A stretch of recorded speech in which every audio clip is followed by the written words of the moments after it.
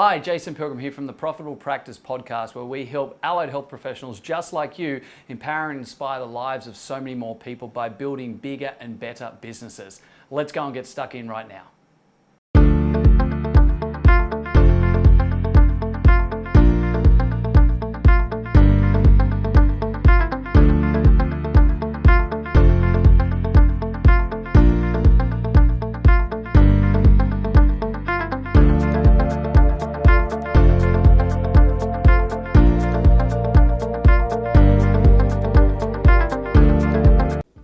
G'day guys, welcome to another podcast for the Profitable Practice. Today is a really special one actually. It's almost like I'm here on the couch type session this time round for our session today.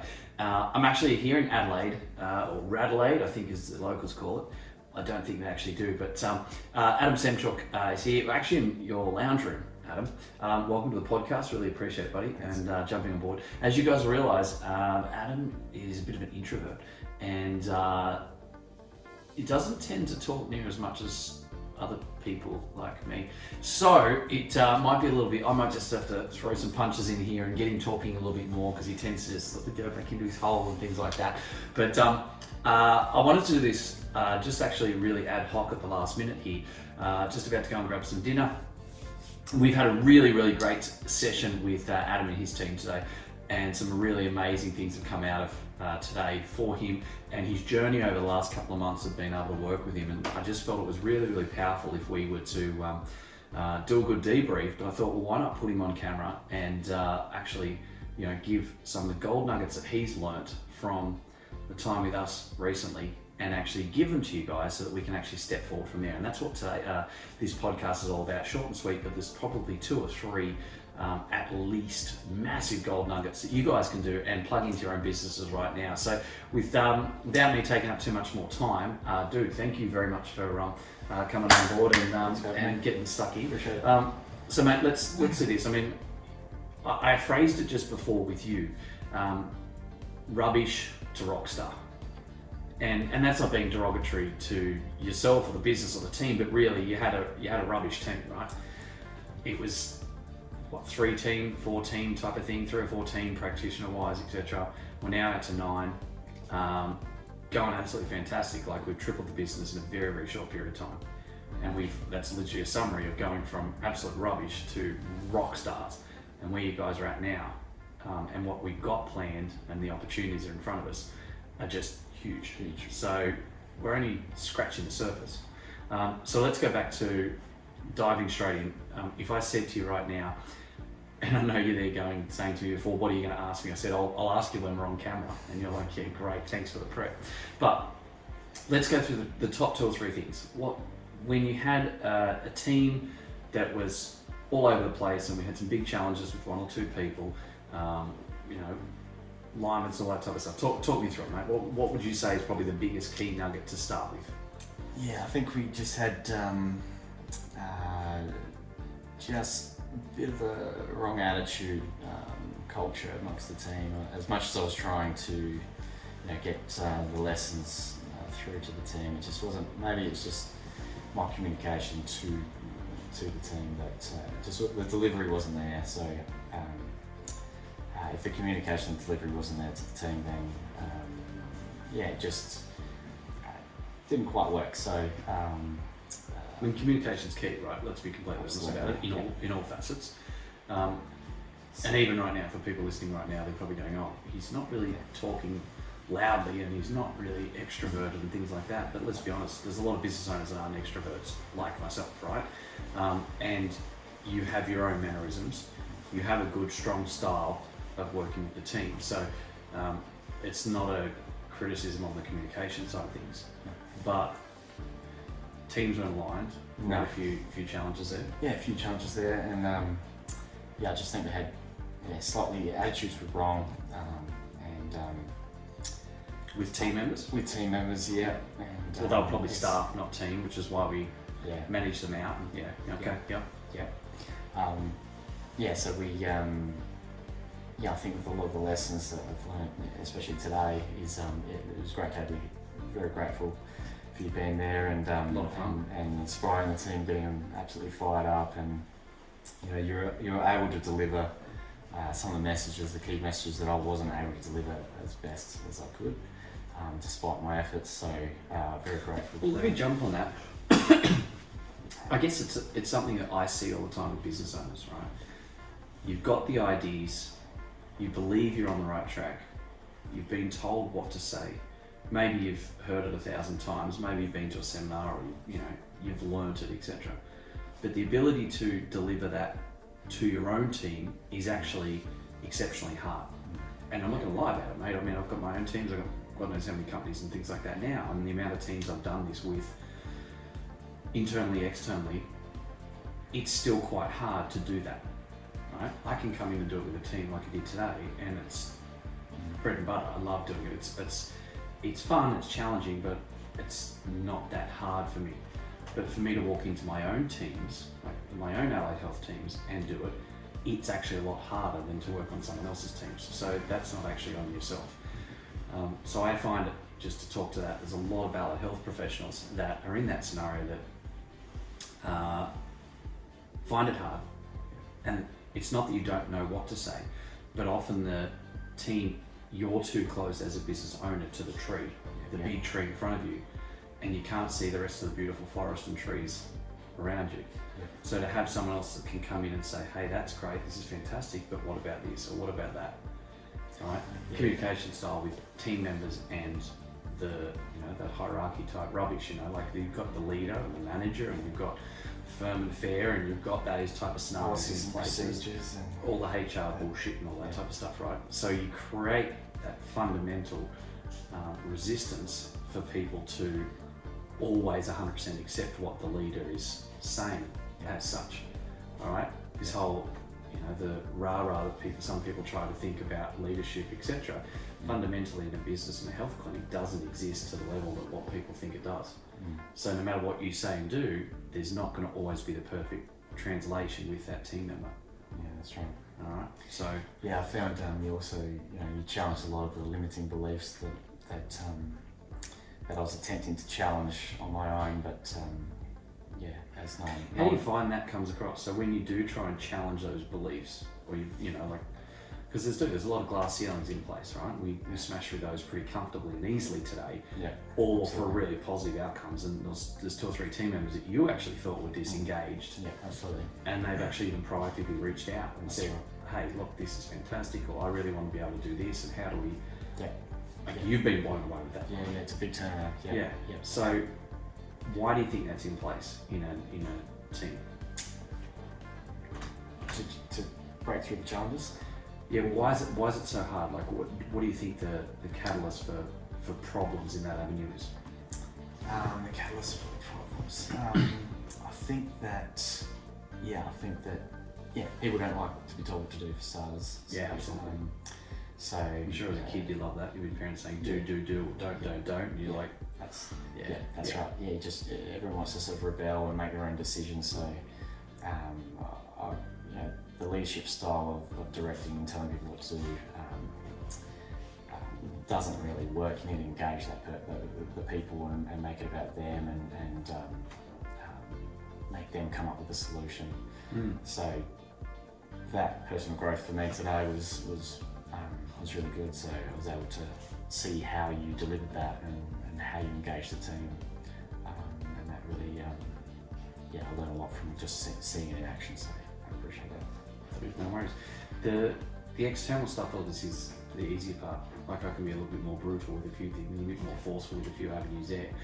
But I think one of the parts that you spoke about, talk about sort of challenging people's beliefs and the way in which you've got to help people find the solution themselves. I think that's critical, because we know that when you tell people what to do and tell people not to do it, or to do it this way, it's do. We know this from parenthood, that when we're own kids, or like you don't have kids, I've got 3. And so I see it and feel it myself in that regard as well. You tell someone to do it and there's that innate built-in part of their brain that says no, they want choice. And you actually use that word a minute ago around choice, right? That they want to be able to make a decision. Because fundamentally, people, like humans, love to make decisions. Yeah, absolutely. So one of the keys to what I was wanting to do today, and I think we achieved it really well, and this is something you can do, and for everyone listening to this can do it as well, is that put avenues in place so you're not telling people what to do.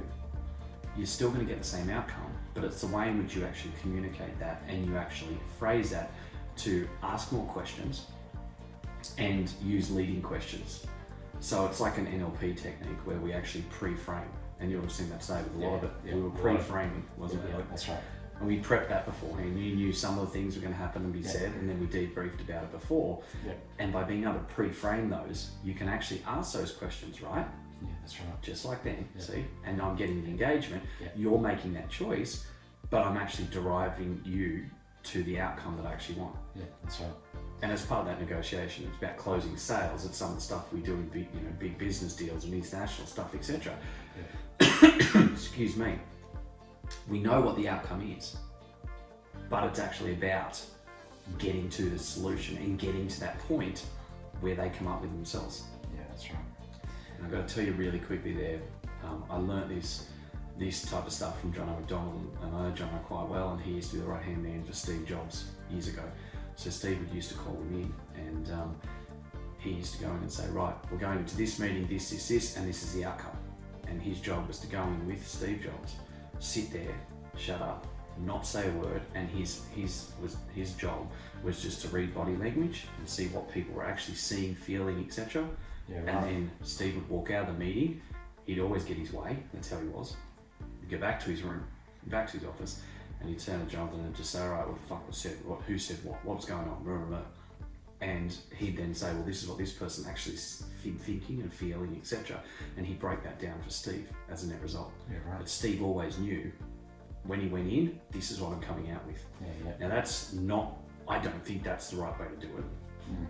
Because then it becomes a do and you use brute force. It's not the best way to do it. But I think today there's some really good techniques there that we use that you can now use as well to be able to pre-frame that. Ask the right question so that they come up with, because when they come up with the solution, who owns the solution? Yeah, that's right, they do. They do. And so when they come up with it, they own it. They're accountable. They need to be responsible for delivering that, and as a net result, they will always step up to that mark, because if they don't, they're actually fundamentally letting themselves down. Yeah, that's right. And the last person you're ever going to let down is who? Yourself. All right? So there's some really key little simple strategies in and around that are just super powerful. It's very good, very good. A lot of learnings today, absolutely. It's great. It was just really good to see the response, and you challenge each person and you give everyone a chance to respond, and then slowly but surely, you get the response that you're looking for. Some take a bit longer to bring out what they really think in these situations, but well, in regards to communication, quite often you don't always get the exact response you want first up. But I believe, and this is what I've always been taught, you're responsible for the communication that you actually get in return. So if you don't actually get the right communication, it's because you haven't actually asked the right question. You haven't directed the right behavioural style for that person to respond in the way that you need them to.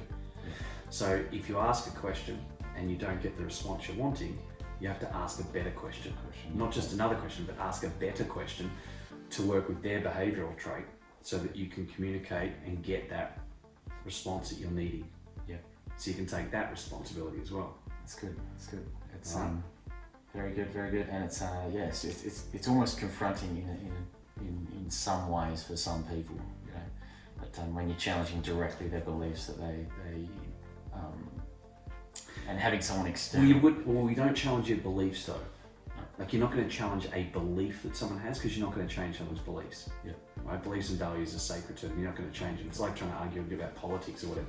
Regardless of what the facts and figures are you might put down, if they've always been a staunch Labor or staunch Liberal or something like that because their parents, they ain't going to change. Right? It's worse overseas than what it is here with politics, but you're not going to change your beliefs. But they're their underlying feelings. But the way in which they portray that and the way in which they behave can be influenced. That's right. All right. So you're not changing their beliefs; they'll still hold that. So that's not, you're not confronting their beliefs. You're just confronting the way in which their behavioural styles may present in certain circumstances. Right. Right. It's good. I found it beneficial to have someone external come and you know, and try and open up the group to find out what those challenges were. Yeah, moving forward. And it's hard because you guys are almost, in many respects, are a family. Yeah, that's right. And you probably spend more time together than what they do with their own family. To be honest, if you do an 8-hour day, a 10-hour day, or something like that. Yeah. It's more time than what they're spending with their own family. Let's be honest, I'll go home and spend 2 or 3 hours, and an hour or so in the morning, 2 or 3 hours at home. That's 4 or 5 hours, and 8 hours at work. It's a 2-to-1 ratio, right? Yeah, that's right. It's like a parent and kids. Yeah. Yeah. Kids don't want to listen to the parents. So yeah. Awesome. Well, dude, I'm going to wrap it up because I like to have these podcasts short and sweet, 10 or 12 minutes. It's probably been a fraction over that, but mate, I really appreciate your time and your insights. I thought we'd just do some really quick little stuff in there, and there's obviously some great gold nuggets in there for everyone to be able to learn and work with your own team about what to say, what to do, how to actually think about the way you approach the communication, the alignment side of things. And I've got two other questions I'm going to ask. I'm going to actually cut another podcast straight away. Actually, we'll do that as a second episode. But for now, guys, huge thank you, Adam, for having some pearls of wisdom for all of us to understand the better ways to communicate with our team. Can't even say the word right. Communicate with the team and some of the benefits of actually having someone come in, work with the team, and take out some of those non-alignment points and literally go from rubbish to Rockstar. Change around the culture, and you'll see some of those big shifts in the very next podcast episode that we're going to cut in a few minutes, but you guys will get later by pressing the subscribe button and getting it on the next episode. Thanks for your time, mate, and I'll talk to you guys soon. Cheers. Hey guys, thank you very much for listening to another episode of the Profitable Practice Podcast. I would love nothing more than for you to be able to leave a review. I get so much joy out of listening and reading the amazing things that you guys say about this. So please subscribe to our channel, leave a review, and share it with your friends. Let's get some more fantastic information out there so all of us can grow the industry together. Cheers for now.